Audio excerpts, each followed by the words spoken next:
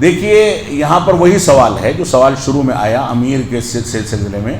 ان کا سوال یہ ہے کہ جو امارت کے سلسلے میں احادیث وارد ہوئی ہیں، نصوص ہیں، ان کو جمعیت کے امراء پر فٹ کرنا کیسا ہے؟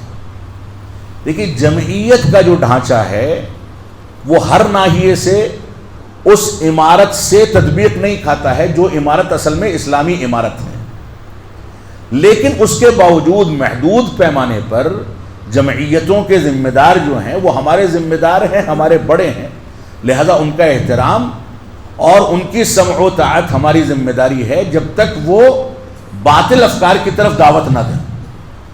تو وہ احادیث اگرچہ یہاں کے سسٹم اور ڈھانچے کے حساب سے 100% تو ان پر فٹ نہیں ہوتی ہیں، لیکن بہرحال ان کے تناظر میں ہماری جو ذمہ داریاں ہیں ان کو نبھانا اور اپنے بڑوں کا احترام کرنا یہ ہماری ذمہ داری ہے. یہ سوال اصل میں موجودہ دور کے حساس سوالوں میں سے ہے. اس بات کو سمجھ لیں کہ کیفیت اور سچویشن کیا ہے، حالات کیا ہیں.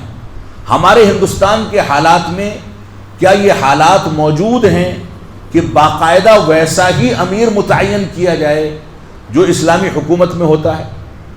ممکن نہیں ہے. یہاں کے نظام کے لحاظ سے بہت ساری چیزوں کا امکان موجود نہیں ہے. لہذا یہاں کے نظام کے حساب سے، یہاں کے ڈھانچے اور دستور کے لحاظ سے ہم جس حد تک اپنے کسی بڑے پر اعتماد کرتے ہیں اس حد تک اعتماد کر کے ایک سسٹم کو لے کر کے چلتے ہیں، اور وہ سسٹم اگر قرآن و سنت و منہج صحابہ کی دعوت و تبلیغ کرتا ہے، اس کے مطابق چلتا ہے، تو انشاءاللہ اس میں ہمارے لیے خیر اور بھلائی ہے. اللہ رب العالمین ہم کو اس بات کو سمجھنے کی توفیق عطا فرمائے.